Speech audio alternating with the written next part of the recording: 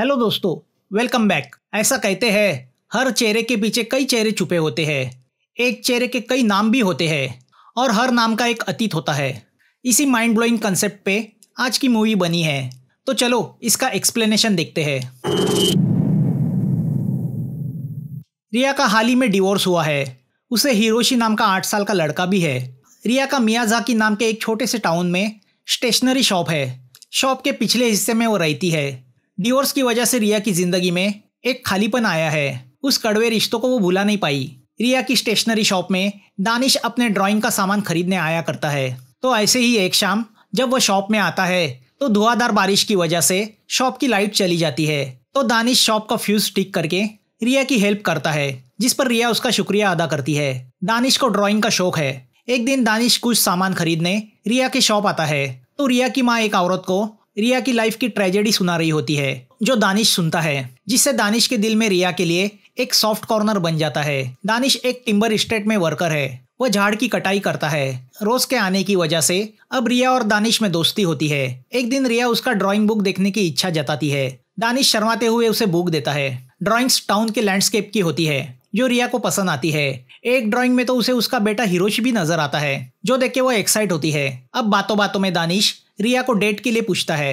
रिया उसे बताती है कि उसका डिवोर्स हुआ है और उसे एक लड़का भी है, मगर फिर भी दानिश रिया के साथ वक्त गुजारना चाहता है। तो दोनों शाम को एक रेस्टोरेंट में मिलते हैं। रिया बताती है कि उसे 2 साल का एक लड़का भी था, जिसकी कैंसर की वजह से मौत हुई, और उसी की बीमारी को लेके उसके और उसके हस्बैंड के बीच में कड़वाहट आ गई। हस्बैंड मरते हुए बच्चे पे खर्चा नहीं करना चाहता था, तो रिया अपने बच्चे को बचाने के लिए आखिर तक लड़ना चाहती थी। अपने बच्चे की मौत वो कभी नहीं भुला पाई। अब दानिश रिया की फैमिली में घुल मिल जाता है और एक रात दानिश रिया को शादी के लिए प्रपोज करता है। दानिश के दिल में किसी चीज को लेकर डर बैठा है। जब वो अपना रिफ्लेक्शन देखता है उसे पैनिक अटैक आता है, मगर रिया उसके इस प्रॉब्लम को समझ के लेती है। दोनों की शादी को अब 4 साल होते हैं। दोनों को लिया नाम की एक क्यूट सी लड़की भी है।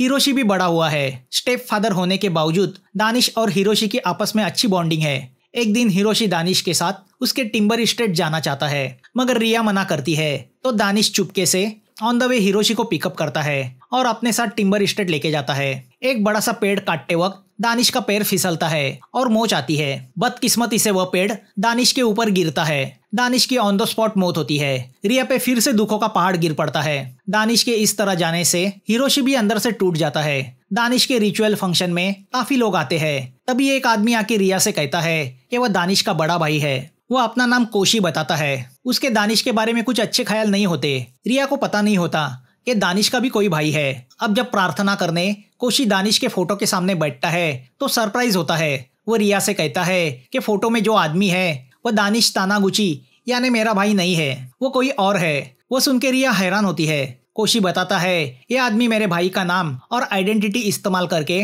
जिंदगी गुजार रहा था, तुम लोगों को धोखा दे रहा था। अब रिया भी सोच में पड़ जाती है। जिसे वो अपना हस्बैंड समझ रही थी वो असल में था कौन। अब वो अपने पुराने कॉलेज दोस्त अखिल को कांटेक्ट करती है, जो एडवोकेट है, क्योंकि अब रिया को दानिश की इंश्योरेंस पॉलिसी को लेकर चिंता हो रही है। अखिल मियाजाकी पहुंचता है। अखिल रिया को बताता है कि उसका भी लिया की उम्र का एक लड़का है। अखिल इंश्योरेंस पॉलिसी देख के रिया से कहता है कि भले पॉलिसी पे दानिश तानागुची का नाम हो, मगर नॉमिनी में तुम्हारा नाम है तो पॉलिसी के पैसे तुम्हें मिल जाएंगे। अब चूंकि वह दानिश का असली नाम नहीं जानते तो वह उसका नाम एक्स रखते हैं। रिया को टेंशन हो रहा है कि अगर इस एक्स ने उस दानिश का नाम अपनाया है तो उस असली दानिश का क्या हुआ, क्योंकि वो पिछले 7 साल से लापता है। अब अखिल इस एक्स की पूरी इन्वेस्टिगेशन करने की सोचता है। वो एक्स की यानी दानिश की ड्राइंग्स की फोटो लेता है।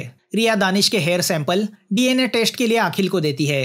वो अखिल से कहती है कि लोग कुछ भी सोचे, मगर उसका हस्बैंड दिल का बहुत अच्छा था। रिया को डर है कि कहीं दानिश किसी क्राइम में इन्वॉल्व तो नहीं था, क्योंकि क्रिमिनल अक्सर पुलिस से बचने के लिए अपनी आइडेंटिटी बदलते हैं। अखिल का ससुर पॉलिटिशियन है। वो जापान में रहने वाले फॉरेनर्स से नफरत करता है। उसे लगता है इन्हीं लोगों ने जापान की इकोनॉमी खराब की है, ऐसे लोगों को जापान से भगा देना चाहिए। अखिल जानता है कि वह उसे ताने दे रहा है, क्योंकि अखिल खुद एक फॉरेनर है। ससुर अपनी लड़की को यानी अखिल की वाइफ को एक बंगलो गिफ्ट करना चाहता है, मगर अखिल अपने ससुर के दिए हुए बंगले में नहीं रहना चाहता, तो वो अपनी वाइफ पे भी नाराज है। यहाँ वाइफ अखिल पे शक कर रही है कि वो बार बार मियाजाकी क्यों जा रहा है। अब अखिल जापान के गुन्मा स्टेट जाता है, जो हॉट स्प्रिंग के लिए जाना जाता है। वो वहाँ जाके असली दानिश के भाई कोशी से मिलता है। कोशी अपने पिता ने छोड़ा हुआ होटल चलाता है। कोशी बताता है कि उसका भाई दानिश किसी काम का नहीं था।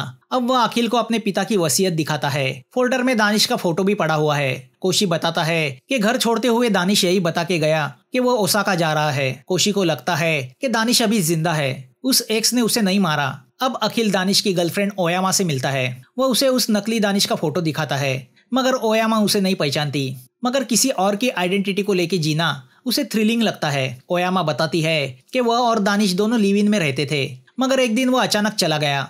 ना उसके बाद उसने कभी फोन किया ना मैसेज। उसे ताज्जुब है कि उस एक्स ने दानिश की आइडेंटिटी क्यों ली, क्योंकि दानिश एक साधारण इंसान था। ओयामा के भाई को लगता है कि शायद दानिश को नॉर्थ कोरियन ने किडनैप किया होगा, क्योंकि उनकी मिलिट्री दूसरों की आइडेंटिटी पे अपने जासूस दुनिया भर में भेजते हैं। वह सुन के अखिल अंदर से तो बहुत गुस्सा होता है, मगर वो खुद पे कंट्रोल रखता है। दानिश के अचानक इस तरह जाने से ओयामा इमोशनली बहुत हर्ट हुई है। अब अखिल रिया को फोन करके बताता है कि डीएनए रिजल्ट से पता चला है कि वह एक्स दानिश नहीं है, मतलब वो ऑफिशियली किसी दानिश की विधवा नहीं है।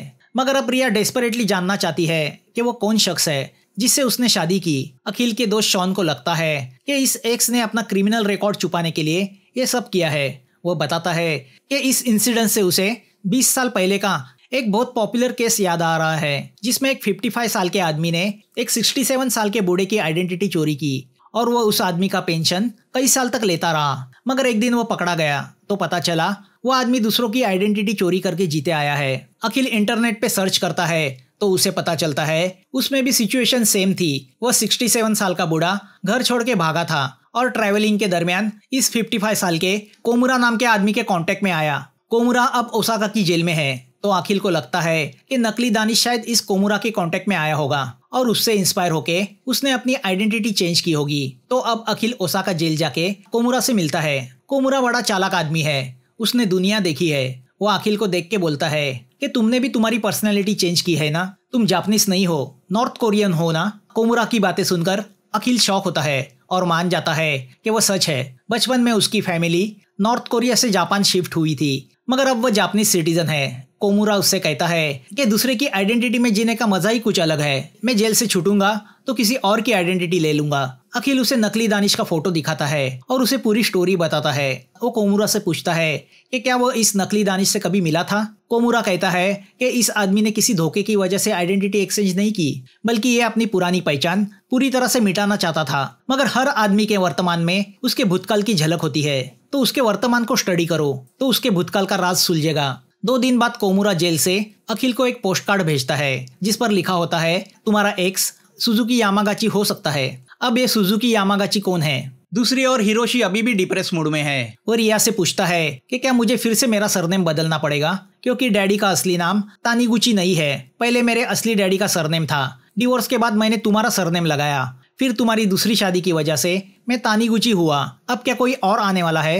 रिया उसे जवाब नहीं दे पाती। हिरोशी भी जानना चाहता है जिसे वह इतने साल डैडी कह के पुकारता आया, वह असलियत में कौन है, एक अच्छा इंसान या कानून से भागा हुआ कोई क्रिमिनल। रिया उससे कहती है कि इसीलिए उसने अभी तक डैडी की ग्रेव नहीं बनाई, मगर चूंकि तानीगुची किसी और का नाम है तो आज से वो उस सरनेम को नहीं लगाएंगे। यहाँ अखिल उस नकली दानिश के क्रेयॉन ड्राइंग्स को देखता है और उस तरह के एक पेंटिंग एग्जीबिशन में चला जाता है जहाँ फांसी की सजा पाए कैदियों ने बनाई पेंटिंग्स रखी गई है, जिसे स्टडी करके उनकी मेंटेलिटी को समझा जा सकता है। वहीं पे अखिल की मुलाकात असली दानिश की गर्लफ्रेंड ओयामा से होती है। ओयामा उससे कहती है कि उसने दानिश के नाम का एक फेक सोशल मीडिया अकाउंट खोला है, ताकि अगर दानिश या उसका कोई दोस्त उसे देखेगा तो रिस्पॉन्ड करेगा, जिससे दानिश तक पहुंचना आसान होगा। अब अखिल वही रखी पेंटिंग्स देख रहा होता है कि उसकी नजर एक ड्राइंग पे जाती है। वो ड्राइंग बिल्कुल वैसी ही है जैसी उस नकली दानिश ने ड्रॉ की थी। अब जब अखिल उस पेंटर की डिटेल्स देखता है तो उसका नाम केंशी कोयाबाशी होता है, जिसने फैक्ट्री मजदूर के लीडर का और उसकी पूरी फैमिली का मर्डर किया था, क्योंकि वो लीडर मालिक से मिलकर फैक्ट्री की जगह बेचने जा रहा था, जिससे कई मजदूर बेघर हो जाते। केंशी को फांसी की सजा हुई थी। यह घटना 1991 में योकाची टाउन में हुई थी। केंशी को 2003 में फांसी हुई। अखिल का दोस्त शॉन उससे कहता है कि मगर उस वक्त तो वह नकली दानिश बच्चा होगा। अखिल कहता है हाँ, मगर शायद अपना दानिश इस केंशी का बेटा है। अब अखिल बताता है कि इस नकली दानिश का असली नाम युआन है। पत्नी की मौत के बाद केंशी फ्रस्ट्रेशन में था, तो पिता की गिरफ्तारी के बाद युआन ने अपना सरनेम कोयाबाशी से चैंग रखा। अब अखिल फिर से जेल जाके कोमुरा से मिलता है। वो उसे उसने भेजा हुआ कार्ड दिखा के पूछता है, ये सुजुकी यामागुची कौन है जिसका तुमने कार्ड में नाम लिखा है? कोमुरा बताता है कि ये वह आदमी है जो 2003 में उससे मिला था और उसने कोमुरा से आइडेंटिटी चुराने की तरकीब सीखी। कोमुरा बताता है कि वो वही आदमी था जिसका फोटो तुमने मुझे दिखाया। कोमुरा अब अखिल को चिढ़ाता है कि तुम सचमुच नॉर्थ कोरियन की तरह बेवकूफ और बुद्धू हो, वरना अब तक इस केस को सॉल्व कर चुके होते। वो सुन के अखिल बहुत गुस्सा होता है। कोमुरा अखिल से कहता है कि बच्चे, मेरी असली आइडेंटिटी कोमुरा नहीं, कुछ और है। किसी टारगेटेड आइडेंटिटी में जाने के पहले मैं और एक आइडेंटिटी चेंज करता हूँ। इस युवान ने भी दानिश की आइडेंटिटी में जाने के पहले सुजुकी यामागुची की आइडेंटिटी ली, मगर वह लड़का आइडेंटिटी चुराना नहीं, किसी से एक्सचेंज करना चाहता था। वह अपने भयानक भूतकाल से दूर भागना चाहता था। उस बच्चे ने अपनी आंखों के सामने अपने बाप को किसी का मर्डर करते हुए देखा। आदमी नाम तो बदल सकता है मगर अपना भूतकाल नहीं, और असली सुजुकी यामागुची कोई और नहीं बल्कि मैं खुद हूँ। अब अखिल उस योकाची टाउन पहुंचता है जहाँ युवान रहा करता था। युवान किसी बॉक्सिंग क्लब में ट्रेनिंग लिया करता था। अखिल वहाँ के ओनर और कोच से बात करता है। कोच बताता है कि युवान जब पहली बार यहाँ आया तो वह कुछ अजीब सा था, बिल्कुल दुबला पतला। बॉक्सिंग सीखने के पीछे उसका मकसद कुछ और था। वो खुद को सजा देना चाहता था। उसमें कमाल की ताकत थी जो उसके शरीर की नहीं बल्कि दिमाग की थी। 2 पंच में वो अपने ओपोनेंट को धूल चटा देता था। हमने उसे टूर्नामेंट में उतरने की सोची। वह कुछ अलग नाम से हिस्सा लेना चाहता था। उसने ओगाटा नाम रखा जो उस वक्त एक एक्टर का नाम था। एक प्रोफेशनल बॉक्सर को उसने रिंग में नॉकआउट किया और रातों रात पॉपुलर हो गया। कोई भी अपने इस पॉपुलैरिटी से खुश होता, मगर युवान टेंशन में आ गया। वह नहीं चाहता था कि फेमस होने के बाद लोगों को पता चले कि वो एक ऐसे मर्डरर का बेटा है जिसे फांसी की सजा हुई है। तो फाइनल मैच के पहले ही उसने रिटायरमेंट ली, जिससे क्लब ओनर उस पर बहुत गुस्सा हुए। युवान को लगता था जब भी वो मिरर में देखता है उसे उसके मर्डरर पिता नजर आते हैं। उसे डर था कि कहीं वह भी उनकी तरह ना बने। वो एक ऐसा इंसान बनना चाहता था जिसका कोई वजूद ना हो, जिसकी दुनिया में कोई पहचान ना हो। फांसी के बाद जब जेल वालों ने उसके पिता की अस्थियां उसके हवाले करनी चाहिए तो उन्हें भी उसने एक्सेप्ट नहीं किया। वो उनका अंतिम संस्कार तक नहीं करना चाहता था। उसका गिल्ट उसे था। उसने बिल्डिंग से कूद के सुसाइड करने की भी कोशिश की, मगर वो बच गया। शायद उसकी तकदीर में अपने बाप का कलंक लेके जीना ही लिखा था। वो गुमनामी में जिया और गुमनामी में मरा। यहाँ अखिल घर लौटता है तो न्यूज में देखता है कि कुछ पॉलिटिशियंस फैक्ट्री ओनर से हाथ मिला के फैक्ट्री की जगह बेचने में उनकी मदद कर रहे हैं, और उन पॉलिटिशियंस में अखिल का ससुर भी शामिल है। अखिल सोच में पड़ता है कि ऐसे ही लोगों की वजह से युवान जैसे लोगों के साथ ट्रेजेडी होती है। गुनेगार केंशी नहीं, ये गंदे पॉलिटिशियंस है जो अपने फायदे के लिए समाज में जहर फैला रहे हैं, जिससे अखिल फ्रस्ट्रेट होता है। अखिल की वाइफ उसे सलाह देती है कि काम के टेंशन वो घर पे लेके ना आया करे। अब अखिल कोमुरा ने लिखे हुए उस सुजुकी यामागुची के बारे में सोचने लगता है। युवान ने वह नाम शायद असली दानिश के साथ एक्सचेंज किया था। अब अखिल रिया और कोशी को मिलने बुलाता है और अपनी रिपोर्ट उनके सामने रखता है। वो रिया से कहता है कि तुम्हारा हस्बैंड क्रिमिनल नहीं था, वो एक अच्छा इंसान था। वह शायद असली दानिश के कांटेक्ट में आया होगा, मगर कोशी समझ नहीं पाता कि उसके भाई ने इस युवान के साथ अपनी आइडेंटिटी क्यों एक्सचेंज की। अखिल कोशी से कहता है क्योंकि तुम उसके साथ अच्छा बर्ताव नहीं करते थे, इसलिए शायद वो अपनी उस जिंदगी से दूर भागना चाहता था, एक नई पहचान के साथ जीना चाहता था। वो गुस्से से कोशी से कहता है कि युवान ने अपनी दूसरी जिंदगी बड़ी अच्छी तरह से गुजारी। वो एक अच्छा पति था, एक अच्छा बाप था और एक अच्छा सिटीजन भी था। कुछ लोग तो अपनी असली जिंदगी भी ठीक तरह से जी नहीं पाते। रात को हिरोशी अपनी माँ से कहता है कि उसे अपने सौतेले पिता के मरने का दुख नहीं, क्योंकि उन्होंने सच्चाई छुपाई, मगर हिरोशी अपनी इमोशंस छुपा नहीं पाता। यहाँ रात को ओयामा अपने बार में बैठी होती है कि उसके मोबाइल पे सुजुकी यामागुची का मैसेज आता है कि वो जो दानिश तानागुची का फेक अकाउंट ऑपरेट कर रही है उसे वो तुरंत बंद करे, वरना वह आयोमा को लीगल नोटिस भेजेगा। आयोमा ये बात अखिल को बताती है। अखिल समझ जाता है कि ये सुजुकी यामागुची असली दानिश तानागुची है, तो वह सुजुकी को मिलने बुलाता है। अब अखिल अपने पार्टनर शॉन को बताता है युवान ने कोमुरा से इंस्पायर होके अपना नाम सुजुकी यामागुची रखा, जो नाम कोमुरा ने ही उसे सजेस्ट किया था और जो कोमुरा का असली नाम था। बाद में युवान जब दानिश से मिला तो दानिश की बेमतलब की जिंदगी युवान को अच्छी लगी, तो उसने दानिश के साथ अपना सुजुकी नाम एक्सचेंज किया और अपना भूतकाल मिटा दिया।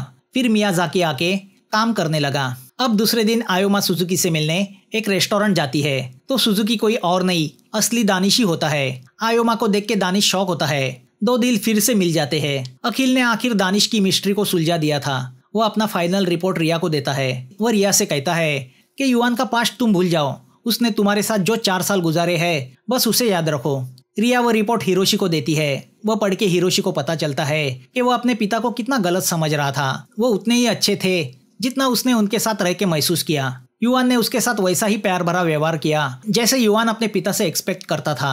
युआन की स्टोरी से इमोशनल होके अखिल अपने बेटे के साथ वक्त गुजारने लगता है। उसकी वाइफ उससे कहती है कि उसके डैडी ने यानी अखिल के ससुर ने गिफ्ट किया हुआ घर उसने वापस लौटा दिया है। अब अखिल अपनी वाइफ और बेटे के साथ रेस्टोरेंट जाता है। वाइफ अपना मोबाइल बेटे को देके जब फ्रेश होने जाती है तो उसके मोबाइल पे किसी का मैसेज आता है। वह मैसेज देख के अखिल पूरी तरह शॉक होता है। मैसेज में लिखा होता है, कल की रात मेरे साथ गुजारने के लिए थैंक यू। अखिल समझ जाता है कि उसकी वाइफ के किसी और के साथ संबंध है। अब उसके मन में भी दूसरी आइडेंटिटी जीने के ख्याल आने लगते हैं। एक शाम किसी बार में एक आदमी से उसकी दोस्ती होती है। वह उस आदमी से कहता है कि वह टिम्बर बिजनेस में है। उसके डैडी का गुनमा में होटल है जो उसका भाई चला रहा है और उसे 2 बच्चे भी है। बड़े का नाम हिरोशी है तो छोटी लड़की का नाम लिया है। और जल्दी ही मैं मेरे वाइफ से मिलने वाला हूँ, मगर न जाने क्यों मैं अपनी पुरानी जिंदगी जीना नहीं चाहता। अब जब वह आदमी अखिल से उसका नाम पूछता है तो अखिल सोच में पड़ जाता है। मूवी यहाँ खत्म होती है। शायद अपनी वाइफ की बेवफाई की वजह से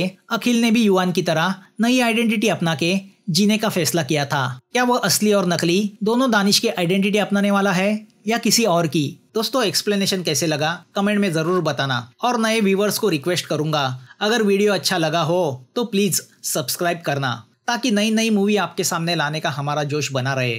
फिर मिलेंगे। Thanks for watching.